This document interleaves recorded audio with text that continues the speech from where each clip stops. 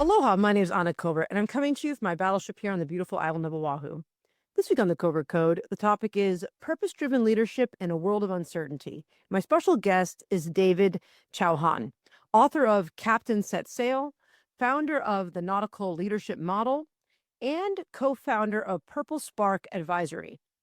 David helps leaders navigate change with clarity, courage, and purpose, showing how lead confidentiality in the world shifts and the path forward isn't always clear.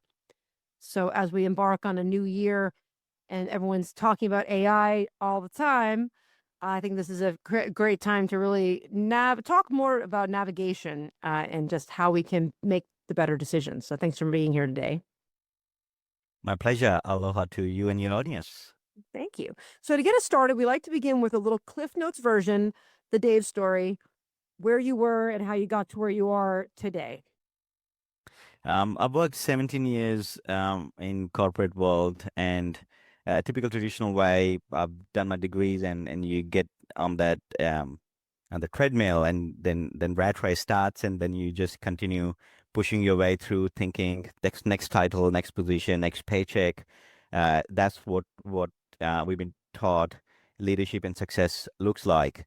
But about a year and a half ago, I got to a point where I was finding my work meaningless, and I was finding uh, difficult to just continue being in that being on the rat race. So I decided to walk away from my corporate career. And since then, as much as hard it has been, it has been the most incredible thing that I've done in my whole life, and I wouldn't trade anything for it today. Wow. Wow. So tell me, from author to author, what made you decide to write this book? Tell me what it's about and what was your motivation? Honestly, I wasn't writing a book. Uh, had I known that it will become a book, I might have not even started because it becomes more daunting. I believe in this concept of good enough plans. What you want to do when you don't know what you have to do, but you know where you want to head towards. So you just get your direction right, and then you sort yourself way out, just day at a time, few weeks at a time, and then you push through. So about last year in October, November, like I said, I was struggling to and continue working in the industry, and that wasn't because of any work pressure. That wasn't because of I was facing burnout. It was just that nagging voice inside my head that kept asking me that if this is all about next paycheck, and once you get to a multiple five-figure income, you start asking yourself, okay, what next? Just keep adding zeros to it. And the response was astounding no. So I almost on a week and a bit's notice, I decided to walk away from a corporate career. And coming back home, as you do, you start with all your house renovation projects, the ones that have always been waiting. You take yourself to your biggest home renovation store, and you get every tool and the hardware that you need, and you come back home. And that's what I did. But on the way, I had this good habit of journaling. I started journaling stuff. I started reflecting back on every moment in time throughout my corporate career and even life before that, where I felt unease, where I felt my gut was telling me something, but I made a decision that was contrary to what I should have done, or it really pushed me to the limit of what I should be doing. So I started journaling, and by January mid, works were about to resume. My wife goes back to work. I had this brief manuscript of these vaguely written journals of about 7,000 8,000 words, and I started seeing some patterns. I was just trying to decide what I'm going to do with this vomiting of a thing that I've done. It seems like it's telling a story, but I had no idea. So I started thinking, oh, I should put it on Substack or create a website blog or something around that. Um, she comes back home about it was Thursday of the week, and she was a little frustrated that homestay husband who decided to walk away from his career, and she enabled me part way because she said, "Oh, if you won't do it now, it'll get even more harder when you're 50 or when you're 60. So do it now when you can, when you have the choice." So I sheepishly said, "Sorry, I think I might have written a book."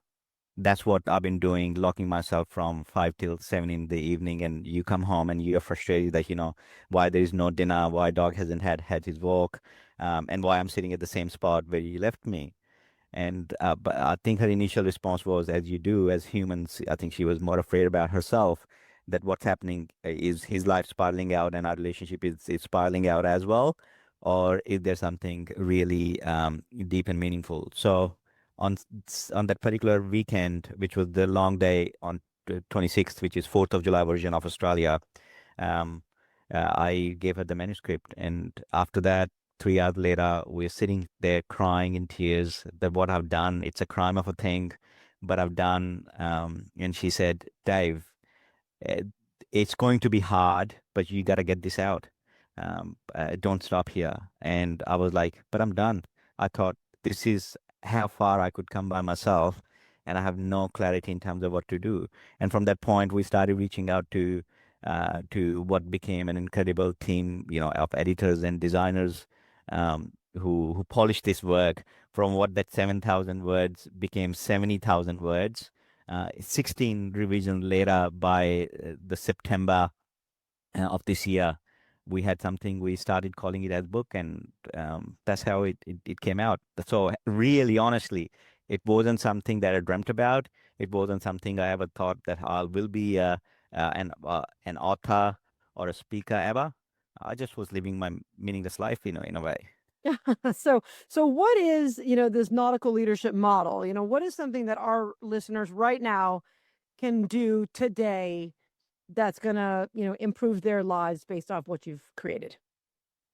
So it's not a textbook concept. I've done my MBA. I know there are so many amazing, incredible processes and systems out there that can help you get from point A to point B.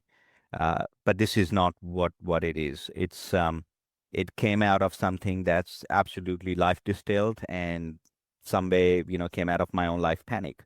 Like I said, I've spent 17 years in corporate trenches, and I remember every time sitting in boardrooms and thinking about everything that I've learned in my MBA program or my engineering program.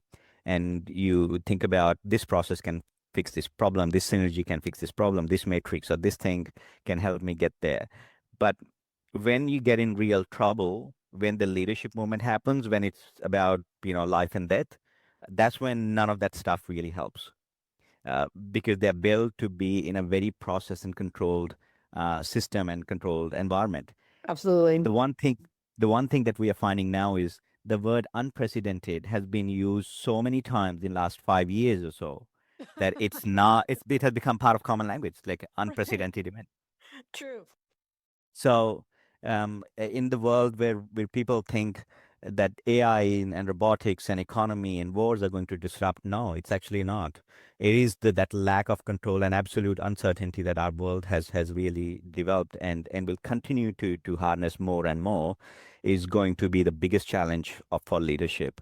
So from that element, when I looked around, what's the one metaphor that defines and signifies thing that is so chaotic, is ocean. Um, it's beautiful. We are really tiny in front of the whole scheme of, what waters or oceans might look like. And that nautical leadership resonated, that every leader feels like that they have a little ship or a vessel, and they have got the crew. And when you don't know a map, when you don't have a map, which is what exactly the true nautical seafaring looks like, um, that's when it defines that something that's beautiful, like sea is beautiful, ocean is beautiful, how chaotic and dangerous it can be. And your ship, your vessel is as good as your crew is. And you really can't fake it when a strong gush of wind comes, and then it can tip you over. When the So squall comes, when the black squall comes, you have to hang on, right? Buckle down. absolutely. Absolutely. So from that definition, this metaphor just kept on coming and speaking to me over and over again, and it basically became my go-to way of explaining what I'm trying to say. So what is the way that when how do we, what is our North Star as we, move forward here? I mean, what strategies can we use today to get the team on the same page so that when something happens, we can all move in the same direction? Well, in the simplest way, um, leadership is many things. Leadership is 1 million things. There are so many thinkers and amazing philosophers who have come before me, and I stand on the giants of shows on of I stand on the shoulders of giants, where we can talk about leadership in so many different ways. But when you start looking at historical pattern of leaders who have really done remarkable things for humanity, you will start observing that some of them have more of one, yet none of something else, but they were still successful. For example, let's talk about charisma. We often talk about charisma in leadership. You will see some leaders were not charismatic, yet they were really good at what they did for humanity. We can talk about these traits. So when you look across and you say, okay, so there are things that you can live without and there are things you can't live without, yet you can be good leaders. What are those things that you really can't absolutely live without? So fundamentally, when you start peeling this layer of onion layers of this thing, leadership, at the core, leadership is basically three things. It is number one, being a beacon, providing purpose anchored in values. They're both really important. People think purpose is everything. No, purpose anchored in values that has to be together all the time. Yeah. The second part of it is the whole understanding of how agile, how adaptable you can be, and to have that foresight that how we get there. You have defined the vision and the purpose, but how do you get there? It's not the exact railway track map that's linear, but it's the constant pivoting and shifting, but yet getting where you're supposed to get there. Yes. That ability. And the third part is execution, being courageous and decisive and taking the control when you really need to, but also that wisdom to let go of things when you should, because there are others who are better than you in that sphere. So collectively, I started calling this as a Neil leadership model as a trifecta of these three things: beacon, wayfinder, and seafarer. It's all these three things. And that's the crux of leadership. Now, you can apply it to your own life in a way, because again, you can't lead others if you can't lead yourself to begin with. But effectively, when I apply this concept, and I'll encourage your listeners to apply this concept in any situation, you will find that if there is this trifecta missing, there is something wrong happening in that room, in that organization, in that environment that people are dissecting. So let's talk about an example for people. So in your daily life, give us a clear example of how you can use this to accomplish, or maybe you have kids and you want them to do their homework. I mean, or is there an example you can give us of how we can apply these principles? All right, let's look at two examples then, because a lot of your listeners are from business and corporate world. So let's look at a business example, but then let's look at the usual day-to-day life that we see. From corporate world, let's look at the biggest example from most recent times I can think of is Facebook, Meta. Okay. So when Facebook started, it started on the principles of that we will do good. We are connecting the humanity. We are bringing humanity closer, and that was the main mission it started with. And you could see in its early age how people championed the whole concept of Facebook, Meta, because it was actually doing good. That was the main purpose and the beacon that they embarked upon, to connect humanity together, especially when we're talking about the big part of the world with lack of access to communication tools at the time. Yes. And today, Censorship and all kinds of things. Yeah. absolutely, that was it, it started against. But over time, you can see that they have started pivoting, and especially in the last 5 and 6 years, we have seen the lack and loss of privacy, how the whole Cambridge Analytica incident happened.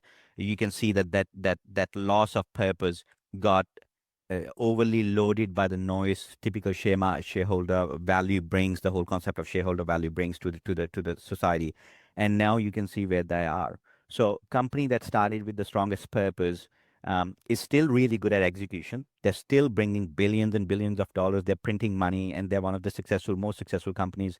The glorified seven companies on the stock market. But because they have lost the sense of purpose, what their connection was, despite the fact they're really good at the other two elements, Wayfinder, execution. They're constantly, you know, trying to find new ways of doing things. Yes, they have lost money with the most recent adventure they went with, the metaverse, but yet they'll figure and they'll find their way out. They have got enough resources to get through this. Execution wise, they're still executing new products, new technology. They have, over the past few years, they have done what few of the biggest market captures with WhatsApp and Instagram. So in a way, they're really good at other two elements still, but the purpose part is lost. And what you can find is a general lack of trust people have for Facebook and Meta now. Yeah. It's the same thing that happened with Google. I mean, when they first started, it was their whole principle was do no harm. And now, I mean, I specialize in digital advertising, and 60% of clicks online and even content are fake. And we have to ask ourselves, okay, well, who is clicking on these ads? And we know for a fact that it is Meta and it is Google clicking on their own ads to inflate their own revenue. So you're 100% right, that, and now it's starting to have a reverse effect. Absolutely. And in a world, imagine if you and I, we are having this conversation and somebody knocks on my door and they barge in and they essentially go and start stealing my stuff. You will say that's a clear incident of crime. That a crime has occurred where I have been just robbed in, and um but if we look at what's happening with Facebook particularly right now, they know that there are so many scams that are happening.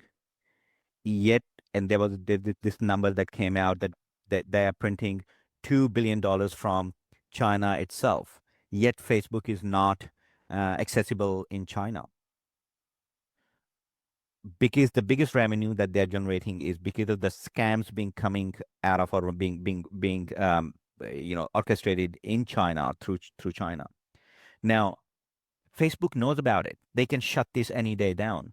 But because there is that vicious relationship between the shareholder value, and you got to keep, you can't shut something that's profitable, essentially conflicts with your purpose, is what really dictates that you might have everything and absolutely anything when it comes to your leadership and your company's fundamentals, but one of these three things missing, you will find something's really wrong. And people get that sense of it.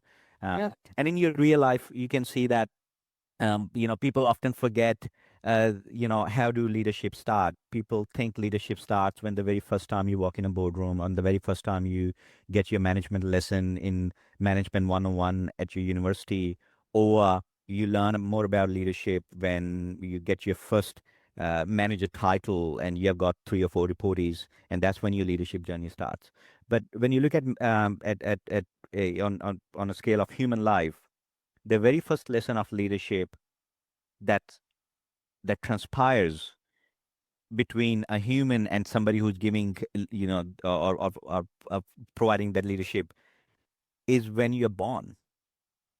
When we go in the hands of our caregivers, we just come fresh out of womb, and we get in the care of, whether they're caregivers, doctors, whosoever they are, and that bond of trust that we create for the very first time. That's when we learn what does care mean. Mm-hmm. And we see that chapter happening in life over and over again until we go 18, we become independent, we are capable enough to carry our own lives, Wait, whenever that happens. just kidding. Maybe. For and some takes a little longer to get there. Absolutely, and some never get there, and that's where you see that failure of leadership that might happen throughout your life, either because of your own circumstances, or because of whatever situation happens in life. Because again, life is complicated that way. Whether it happens when we interact with our siblings, whether we interact in a sports club, when we go as part of our university time. But when we get to the point where we think leadership happens, and I'm talking about typical corporate setup, we actually undo everything that we generally learn up until that point. We because the way current system is set up, it's designed to tell that leadership is a story of titles. Leadership is a story of how more you can collect. Leadership is a story of how wealthy you get, how many multi-million dollar companies you can set up, and that's how we celebrate leadership. So we undo everything that we have learned up until that point, and that's what where we try to understand, okay, so leadership is something else. We need to learn different ways of leadership, because the kind of leadership that got me to this point, that enabled me to be who I am today, I have to undo all that so I can be the kind of leader what society celebrates today. And that's generally, I've lost you, and I think your microphone might have glitched.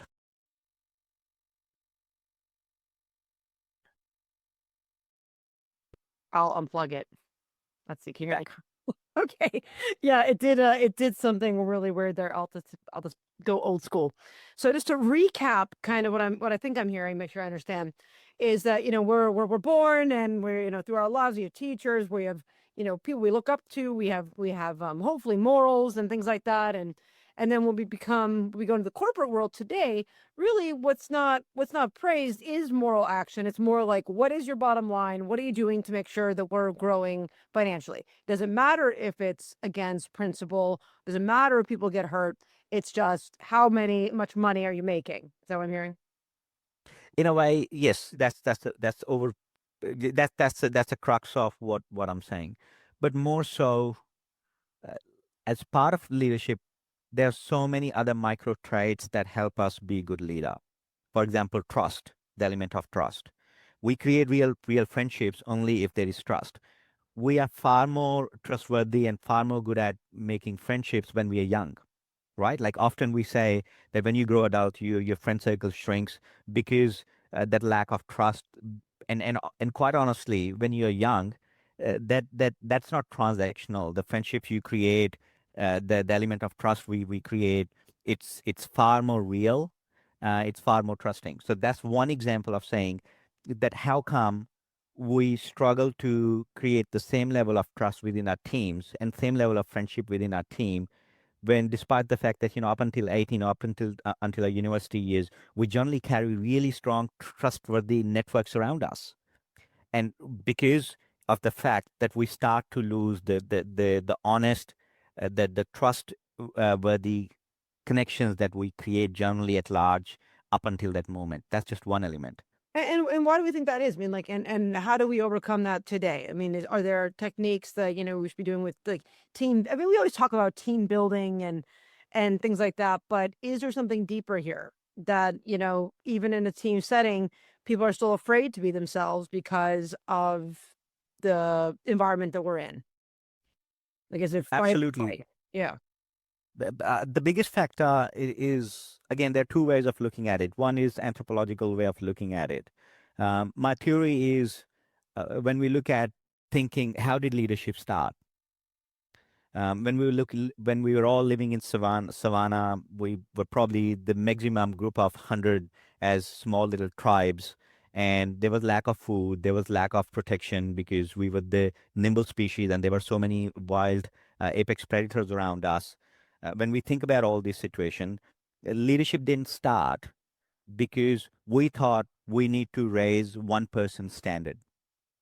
Leadership started because when we looked around and there was lack of food, we said, whom do we trust more when I have got extra bread and I can give it to somebody, that when I come back from a jungle or a hunting spree, that food will still be there. Whom do I trust more that I can leave my wife and kids with? Right. And the only thing was, we looked around, and generally, for example, if it was you, I will say, um, Anna, it was last time you were really kind to me, or all the previous interactions we have had. You give me everything that I should believe that I trust you. So more and more people did that. It elevated your standard, or your status in the society, not as somebody who will draw extract value, but as somebody who will provide care and nurturing. Mm-hmm. Yes, I agree. So when this happened, other tribes started looking at it, that why this tribe is doing better, and they all started coming back to the point. It's you. The one thing that's different between them and or different tribe and us is they have this one person like you who's helping us do better as a collective humanity, as a collective little tribe. Yes. But it was easier for them to look at the artifacts. The artifacts were you had more bread. Everyone gave you the bread to then redistribute it evenly. You had better stones or better rocks, a pile of better tools, and they started comparing it with, okay, it must be the things that make you better, the collection of things, the collection of stuff. And 50 generations later, 60 generations later, we forgot that the leadership, it wasn't about that you were wearing a head, artifact, Crown. Yeah. crown, or you had a title called chief or whatever the title was in that language. Um, it became what was visible, which was more stuff around you. Mm. So for others, it was far more easier to go and rob and collect this stuff to make that pile bigger to gain similar level of influence as you had by your own everything else, all other traits that we spoke about, empathy, kindness, all the softer traits that made you the leader who you were. And 100,000 years later, it became the rat race to collect more stuff. Yes. Now, that's more anthropological stuff, way of looking at it. That's But interesting. then we look at That's very interesting. and most recently, and when you look at the most recent doing of leadership, back in 1960s and 1970s, when we were coming out of Great Depression, stock market was looking for a new way of bringing investors back to the economy. We were looking for how we can really push economy forward. And this great economist at the time, Milton Friedman, came out with definition that purpose for a company is to make money. The only reason for a company or an organization is to make money. And over his 10 years of his work, he added, as long as you do it lawfully. So the manifesto became the only purpose for a company is to create shareholder value as long as you do it lawfully. Now that's a very flimsy definition by standard, because lawfully is something. Basically means nothing. I mean, like It's the lowest standard. if you look at the tax code, as a for instance, that's the biggest example I can say of, how there's loopholes for everything, right? I mean, Abs- you can be legal and still be completely unethical, right? abs- Those are completely different things. Absolutely, and Yeah. here's the interesting trivia or interesting tricky part of it. The word lawfully itself is when somebody has already broken a common trust. That's when we need law. When somebody breaks the speed limit or somebody goes too fast, that's when we decide we need to create speed limit of 60 or 70 miles per hour. When somebody steals from somebody, which is again somebody broke common acceptable society's trust, is when we create lawful definition or a law around it, which means by definition law is the bottommost acceptable social criteria. Mm-hmm. And when we say that leaders have to follow the most minimum acceptable criteria to be classified as members of society, it doesn't work, because leaders are supposed to not follow the law. Leaders, by definition, if they're following the law, they're not being leaders, they're being followers of something that's of the lowest standard. Yes. Leaders are the ones who create what will become law in 20, 30 years' time.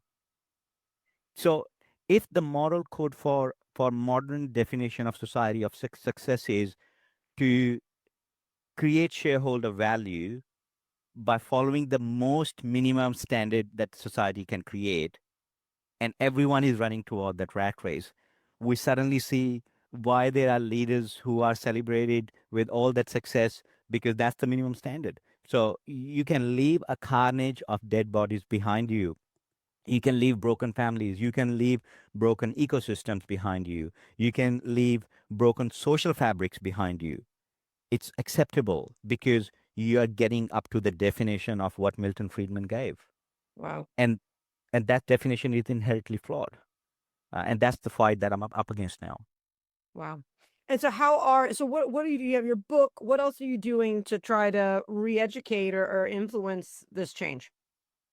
Um, the big part that I've discovered is when you speak with just yourself, you think you're the lonely voice and you're living in a silo. And that's what I thought. Every time I had to make these kind of decisions in a boardroom or say no to a client that has shady practices and I knew about it, I felt I'm the odd one out. I'm not a leadership material. I'm by stereotypical definition. I think this is it. I have reached my peak, and now I'm not. I can't grow anymore.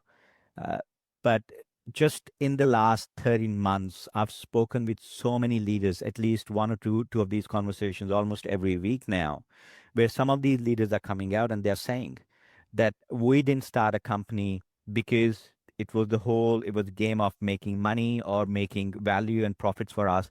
I started because I was struggling with this problem and I thought other people had this problem and I wanted to spread the solution. There are so many leaders who are coming out. And again, I can give so many names right now, but the one that the whole world's familiar with is Patagonia. Mm. Patagonia has come out, and the family who owned Patagonia, despite the fact Patagonia is still one of the most profitable companies on the planet, they're still growing. Their revenues are growing, and they're vastly successful, and their customers are fiercely loyal to the company. Yeah, I mean, gosh, I mean, it just makes me think that before you continue, like my mother. So we've been using Patagonia for a long time. I'm originally from Aspen, Colorado, but one of the most amazing things about them is that they really have this warranty.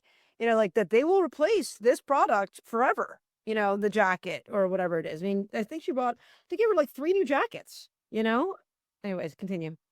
No, absolutely, and that's Yeah. exactly what I'm talking about. That that Mhm. that spur of the moment that you had when you heard the name, and you want to be associated with the company because your values and Patagonia's value align, and that's the beauty part of it. That's the trust. No one is giving us money right now to talk about Patagonia, yet we will talk about it because the same thing we spoke about, trust. I trust Patagonia, you trust Patagonia. Yes. Now, Patagonia is not owned by anyone. Do you know that? No. Patagonia is not owned by a single shareholder right now because Patagonia is owned by this entity called Earth. Mm. It's owned by all of us, which means every time they will make a decision, they will pass it through the filter of, is my decision going to harm the planet Earth today or in the long run? Because even if it benefits us today, right now, and it hurts the planet in the long run, and we have to collectively pay more money to fix that part, and Patagonia has to do that part because they will be willing to fix that mistake that they have made. They will say it's actually better to fix it now because commercially too, it will be far more expensive to fix something in 10 years' time than fixing it right now. It's like they call it the Environmental Social Governance Score, ESG in America. It's like, 'cause I do a lot of work in solar and whatnot, but when you evaluate a whole brand, it's like, okay, so I might want to reduce my energy dependency and I might get solar. That's great, but that's just you. What about the people who are bringing, in the trucks and they're delivering your product? Well, that's gasoline, right? Or what are, Absolutely. or it's like, or when you think about all the way down the line, like you have now sweatshops in India and they're making the shoes, whatever it is, right? How far is your ecological, environmental, social governance going to really say, are you the brand that like that you're talking about that is in it for everyone, the planet, Absolutely. people? Yeah, Most companies and most leaders treat purpose a- as a marketing statement or as a soft asset. They don't consider it as a primary filter and primary risk evaluation tool. When pressure mounts, they will say, "Oh yeah, the mission creep happened. Yes, we will come back to it later because this is business critical right now. Um, at the expense of long term, we'll rather do something wrong right now." But the true nautical leaders, they know that it's not worthy to get to other side if you have lost your soul on the way.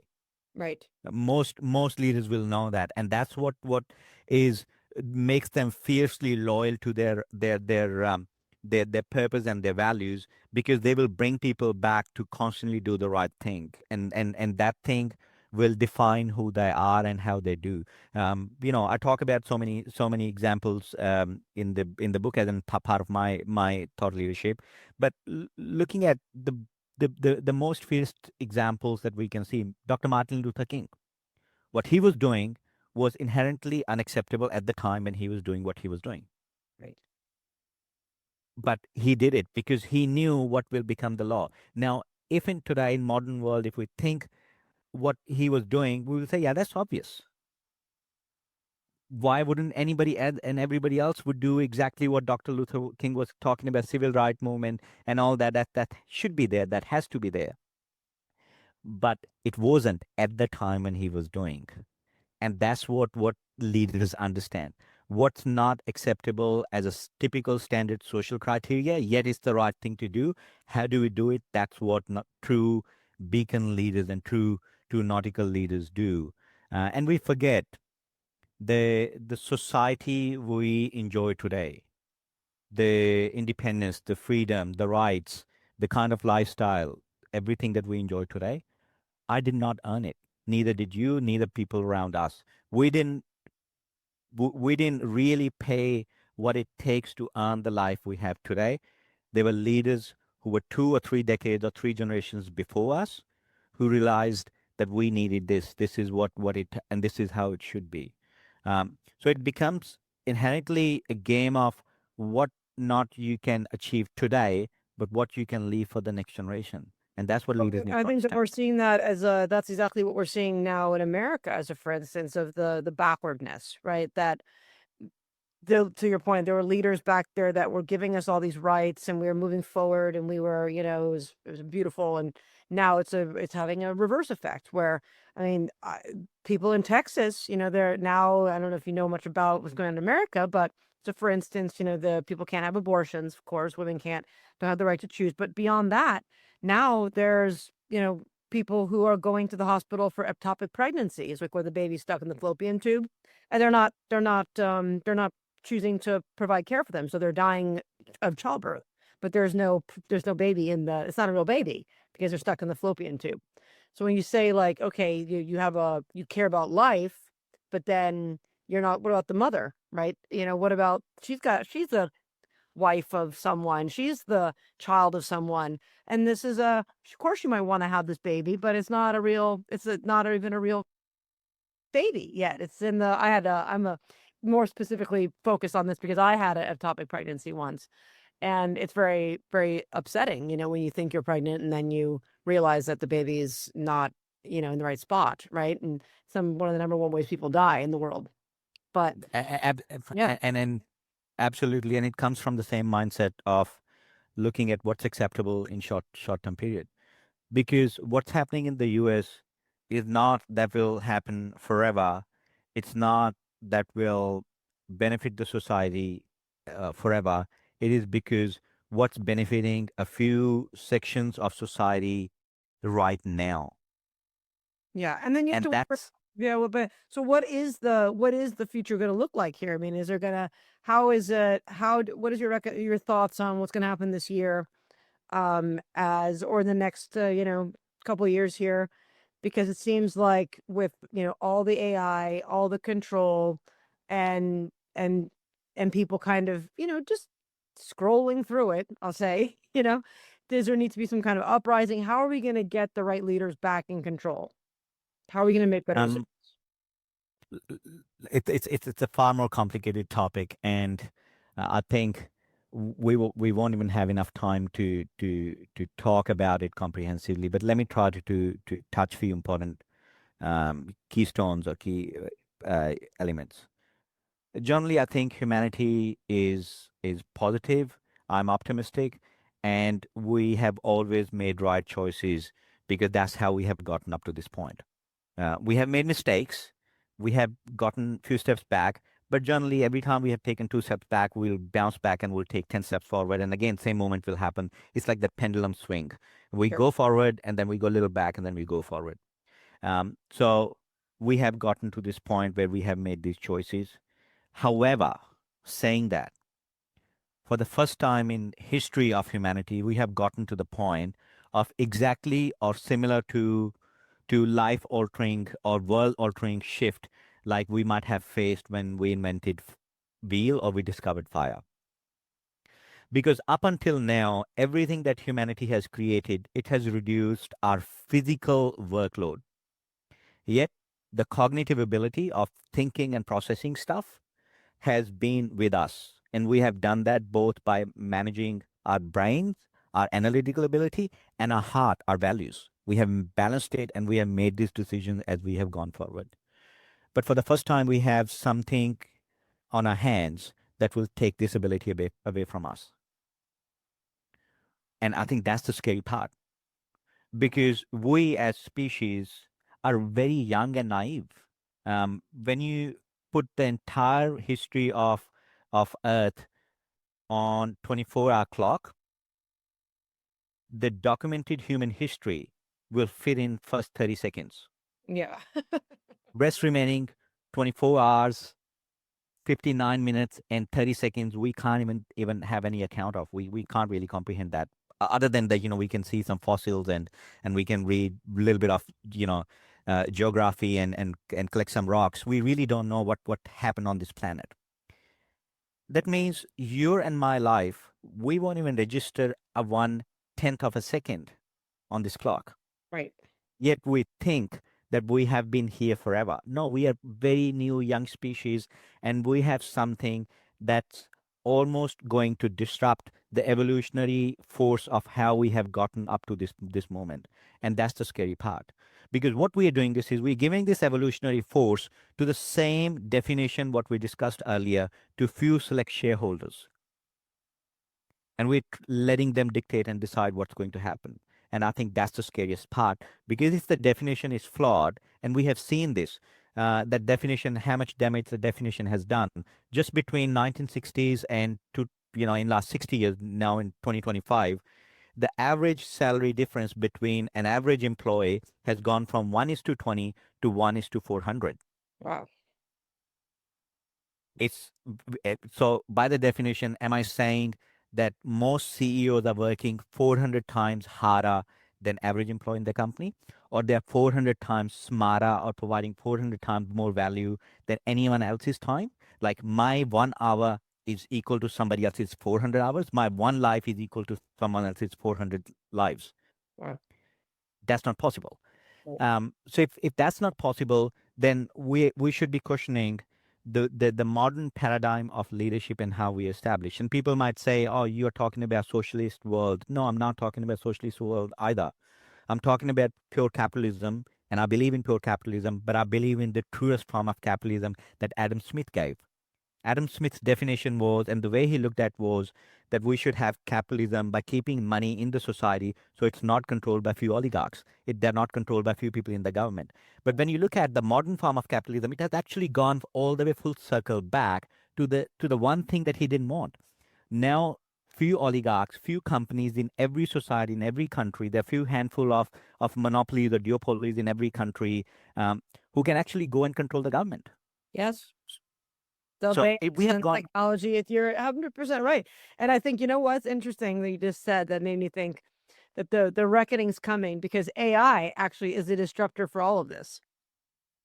Right. It is because there's no one who's safe, right? There's no business model that's safe. I mean, even like, the, the and then once, because there's the whole middle area of people that are like making money and they're happy and they're like, oh yeah, well, AI can replace these smaller minions, right?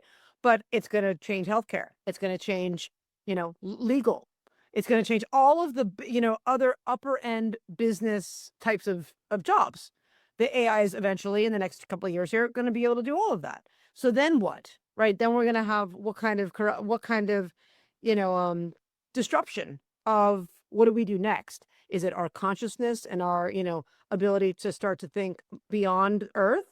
Or what are we going to do next, right? Because that's kind of the open-ended question. It keeps me up at night, Anna. Let's look at the simple facts, basics of what AI will be doing. Even today, the news was that in the US, unemployment has gone to 4.5, right? Generally should be at about 3. It has gone up by 1.5%, and it will keep the president and his whole staff awake up at night because he wouldn't want to reveal these numbers out. 1.5, I'm talking about. AI will disrupt economies where we will see unemployment that will go up to 20%, 30, 40, 50% when we'll be disrupted. It's the first thing in the world, and I hate to call it technology because it's not technology, it's evolutionary force. Yeah. It's the first evolutionary force that will disrupt white collar jobs first and then blue collar jobs. Yep. And when that happens, we can't comprehend the amount of unemployment we will see in the economy. So right now we are scrambling with 1.5% and we are thinking, oh, that's really bad. We should get somebody else in the power. Think when this replacement will take unemployment to 50, 60, 80%. We'll be up in arms, marching on streets, trying to bring a new revolution and a revolt in every country on the planet. The kind of uprising governments will see is dangerous and it's unpredictable. And then they will say, okay, we have already tried the model of providing, like in Australia, we all received paychecks during COVID. So we will start something like UBI, Universal Basic Income. But how do you quantify UBI when different economies will be at different scale? That means we will start evaluating human lives based on where the economies are right now and who have got more access to robotics and AI. That means somebody in Kazakhstan or somebody in Bangladesh will be far less of a human than I am here today because my economy and access to AI as collective economy, we have far more than people there. So what defines, how much everyone will get? But okay, let's just forget that part as well. The government's problem, economists will figure that way out. Let's look at the fundamental human aspect of this. One thing that keeps us human is our curiosity to go somewhere and discover something. That's one thing that made us travel all the way from Africa to every habitable continent and place on the planet. And that's pushing us to let's go and become interplanetary species. Let's go to Mars because we want to go and we want to see and be somewhere because it's genetically coded in humans to find purpose and be curious and go somewhere else and find somewhere else. This is the same problem most parents, when the teenagers get 15, feel that should we give them a motorbike, should we give them enough money to go do whatever they want to do, or should we let them earn it even though we can afford to give it to them? Right? This is the thing that most parents will feel, that should we give them a reason to continue learning and growing, or should we just provide them everything on a silver platter so they can be who they are and they are?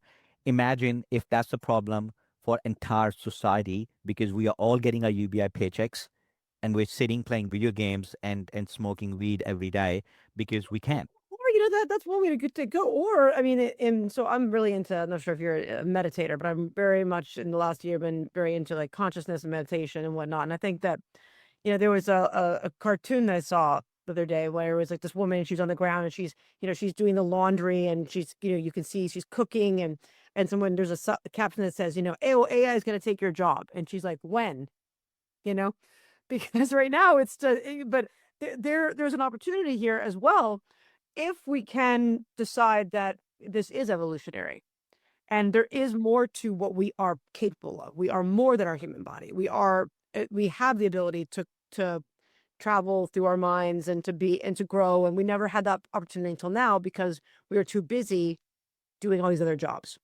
So we'll see what happens because, but only time will tell. Absolutely, Anna. And there are two things there right there. One is the me part. How do I play a role in this whole thing? Which is where I have to start from myself. The whole connection with purpose, and I'm not talking about just vague something, religious or spiritual connection, which again, I have huge respect for people can have that concept, but I'm talking about simple biological concept of that, the need for purpose is embedded in our DNA. Yes. How? You can see the study that has come out from studies like the blue zones, the concept of ikigai in Japan, why there are so many centurions in this tiny continent of a space, because the concept of ikigai makes us live longer. It's not just good food, community, natural environment, everything. It is the connection with doing something bigger than what my life is, that one thing purpose. That's one way of looking at it. But then when you look at the concept, of purpose that came out of work from like Viktor Frankl, and that man's need for purpose is the most, or the biggest need that one can have. Yes. So I can look at this whole situation from that angle as well. That how do I connect with my purpose? That's one way of looking at it. Socially, as leaders, whether you are a prime minister of a country, president of a country, or whether you are running an organization worth $1 billion, or whether you're running a small charitable organization, it becomes your responsibility to make sure that your work is connected with your purpose. Because when AI hits, when machines can do everything, you still will need to get people out of bed. And what's that one thing? Is that purpose power. As Yes. a nation, you still have to grow, keep making your societies, your economies better. It would be that purpose. It won't become a race of how you can produce so many music records, but it will become a race for how you can produce more Mozarts.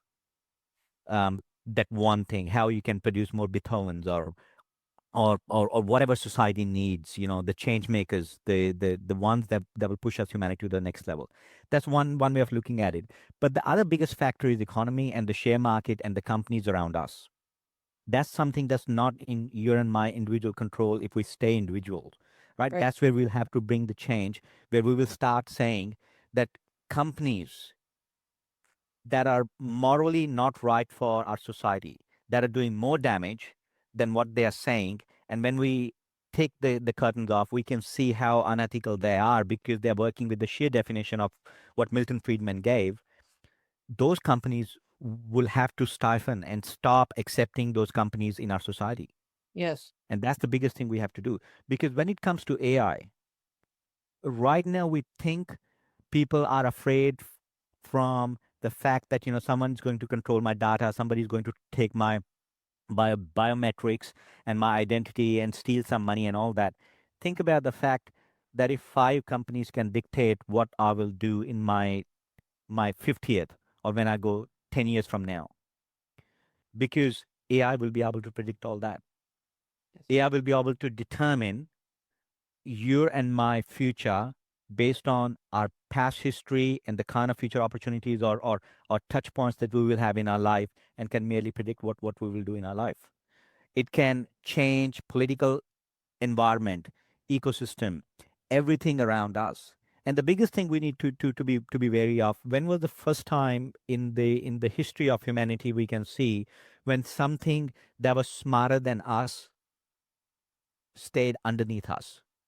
We have dogs, chickens, cows. We have every another species that somehow are cognitively not as advanced as we are, yet because they are stronger than us, they are bigger than us, they were smarter than us in few other ways. Their senses were better than us in one way or another. Yet we have become the apex predator, not because of anything else, but because of our cognitive ability. And we're just about to hand over these keys to somebody else. And I think that's the scary thought. Yeah, I mean, well, we're gonna have to wrap up our time. We could talk about this for hours, but Absolutely. gonna it's a fascinating time. But I think, it will be. It's 100% right that the most important thing we can invest in today. And I just watched a podcast the other day with the president of Microsoft AI, and he was saying that because they were asking him, it was the Meyer what's her name? Anyways, the podcast is like, what can our kids do? When you have kids and you're like, oh, we thought that they should be coders and we thought that they should be, what are kids going to learn to do now if AI can do everything, right? And he said that we need leaders.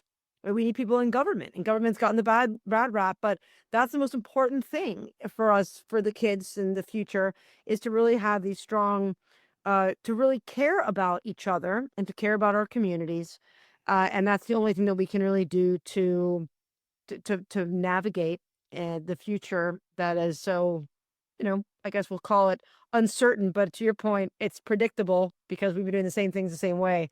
I think that's all going to come to a change now as we kind of step into the unknown. Absolutely. And I think fear belongs to human centric leadership. Humanity belongs to people who care about humanity and the planet, collective planet, more than anything, more than individual share prices, more than their own worth. Um, People think, and I've seen those interviews where they will say, oh, yeah, they should be all plumbers. No, robotics will take that as well away from you. So I think I genuinely believe that in about a few years' time, we will have kids going to school, not learning about just algebra, mathematics, science, because AI will be far more superior and will be far more smarter than humans by the time. We'll be learning to connect humanity with purpose as quickly as we can. We'll be learning about leadership skills. We'll be learning about empathy. We'll be learning about how we can make sure that we don't commoditize humanity. Because if somebody has opportunity or will have opportunity to commoditize humanity, right now by the stereotypical definitions of shareholder value, they will. Yeah, There's nothing stopping them.